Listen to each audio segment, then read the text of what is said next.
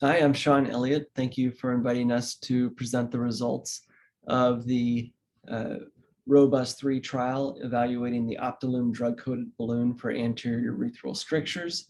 This is a randomized placebo-controlled trial, and I'm presenting the one-year results on behalf of the authors listed here and all the other investigators of this multi-center randomized trial. Dilation and DVIU are the most common treatments for urethral stricture, but have poor long-term success compared to urethroplasty. Steroid and mitomycin C injections have shown promise, especially the mitomycin C, but results are inconsistent and can be user-dependent. The Optilume is a drug-coated balloon coated with paclitaxel. It combines urethral dilation with circumferential delivery of the drug in a standardized dose fashion. We previously reported results of our non-randomized single-arm study where we had 70% one-year anatomic success by cysto and 70% two-year functional success by IPSS. Herein, I present the results of our randomized trial. As I said, this was placebo-controlled, so men either got the drug-coated balloon or were randomized to plain old balloon or direct vision internal urethrotomy at the surgeon's discretion. Patients were blinded to which treatment they got, and obviously surgeons could not be. Patients could be unblinded after 6 months when we reached our primary endpoint, which was cystoscopic success at 6 months. Eligibility, men were adult men with a single anterior stricture, less than or equal to 3 centimeters in length, and greater than or equal to 2 prior treatments. Randomization was done in a 2-to-1 fashion. And we used a 3 centimeter balloon, 24 or 30 French, which was left up for 5 minutes. They kept a catheter for 3 days.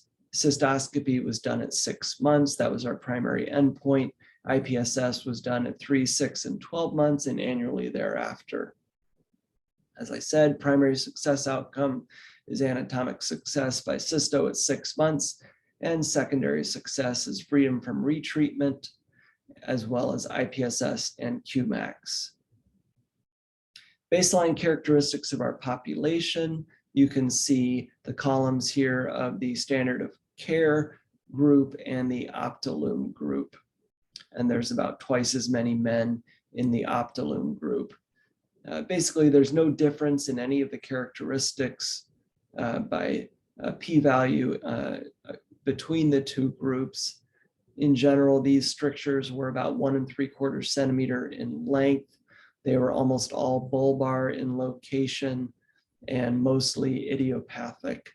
A few were iatrogenic in nature. The mean number of previous dilations was 3 to 4, and the median number of previous dilations was 3.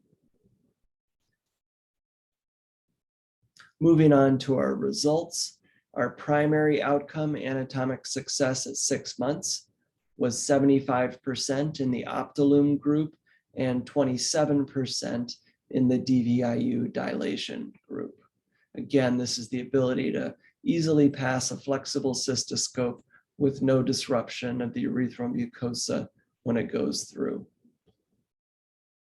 Secondary outcomes included IPSS and Qmax. Here we have IPSS or Qmax on the Y scale. So it's IPSS score up to 25 or Qmax up to 25 cc's per second.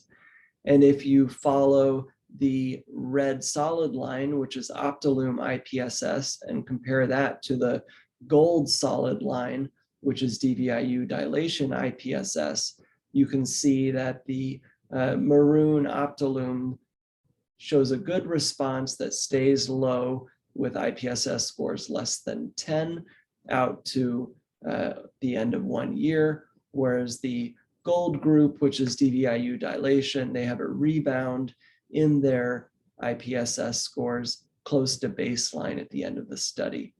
Similarly, for the dashed lines, which represent Qmax, we have the maroon group dashed line which shows an improvement in Qmax that persists towards the end of 1 year at greater than 15 cc's per second, and the gold group, which is the control group or placebo group, having a drop in their Qmax at the end of 1 year.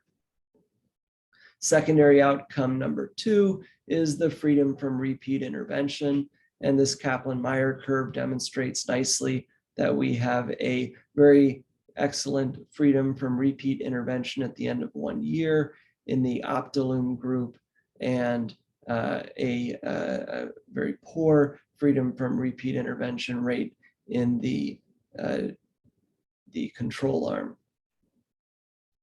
So in conclusion, Optilume is superior to standard DVIU dilation for anterior urethral strictures less than or equal to 3 centimeters in length.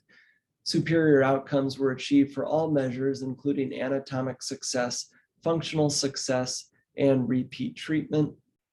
The Optilume offers an alternative to urethroplasty for men that have failed standard DVIU dilation. We really don't know how Optilume impacts future urethroplasty in those men who may require it later. Thank you very much.